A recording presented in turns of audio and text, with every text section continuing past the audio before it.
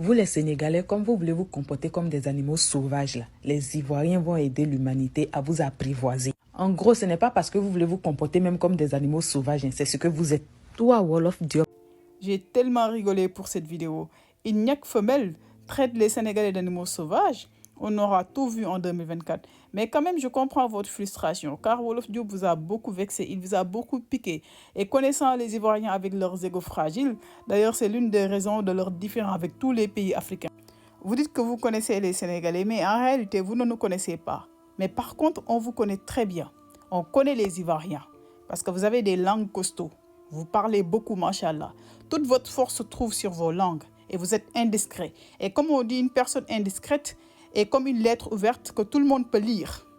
Ce que j'ai remarqué dans cette vidéo et qui est d'ailleurs positive, cette Ivoirienne essaye de parler avec un langage soutenu pour répondre à Wolof Diop, ce qui change d'habitude de leur charabia. Donc grâce à Wolof Diop aujourd'hui, les Ivoiriens sortent de leur zone de confort.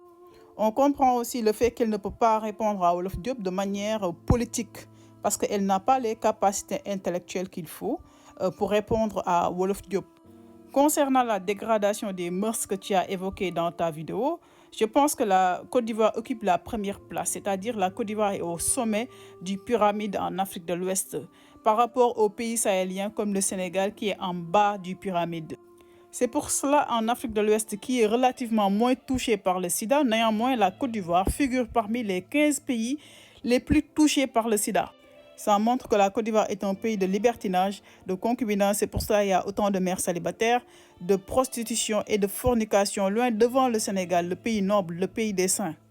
Tu as affirmé que le Sénégal a légalisé la prostitution, mais non seulement la Côte d'Ivoire a légalisé la prostitution, mais aussi l'homosexualité. D'ailleurs, le mariage homosexuel est autorisé en Côte d'Ivoire. Récemment, on avait vu deux homosexuels s'embrasser dans l'église. Donc, fait profil bas en parlant du Sénégal, le pays noble, le pays des saints, loin devant la Côte d'Ivoire. Parlant de la sauvagerie, après vous allez juger, la Côte d'Ivoire occupe la deuxième place en matière de criminalité derrière le Nigeria en Afrique de l'Ouest. Et le noble Sénégal, le Saint, occupe la 13e place sur 16 pays ouest-africains. 16 pays ouest-africains. Conclusion, la Côte d'Ivoire est un pays barbare. La Côte d'Ivoire est un pays sauvage. La Côte d'Ivoire est un pays qui n'a pas de sécurité. En ce qui concerne l'immigration, je suis obligée de vous donner un cours parce que la majorité des Ivoiriens sont des illettrés. Voilà, donc cette dame affirme que la majorité des immigrés sénégalais sont majoritairement installés en Côte d'Ivoire. Mais quel mensonge, quelle ignorance en fait. En réalité, il y a 700 000 immigrés sénégalais dans le monde en 2020. Et les 33% sont installés en Afrique de l'Ouest, qui sont au nombre de 230 000 Sénégalais, dont plus de la moitié en fait réside en Gambie. C'est-à-dire c'est la Gambie qui a la plus grande communauté sénégalaise en Afrique, qui sont au nombre de 115 000 Sénégalais. Et les Sénégalais qui résident en Côte d'Ivoire sont environ 50 000. Voilà, 50 000. Et comparons l'immigration sénégalaise et l'immigration ivoirienne, on verra qui envahit l'autre. En 2020, il y avait environ 1,5 million d'Ivoiriens partout dans le monde. Même s'il y a aujourd'hui en 2024 une augmentation de 185% d'immigration ivoirienne, on reste quand même sur les données de 2020.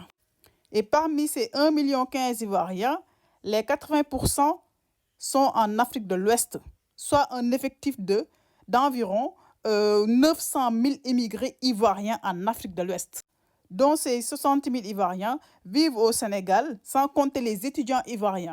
En d'autres termes, il y a 230 000 immigrés sénégalais en Afrique de l'Ouest et 900 000 immigrés ivoiriens en Afrique de l'Ouest. Donc maintenant, je vous pose la question à savoir, qui entre le Sénégal et la Côte d'Ivoire envahit l'autre? Qui envahit l'autre comme des mouches?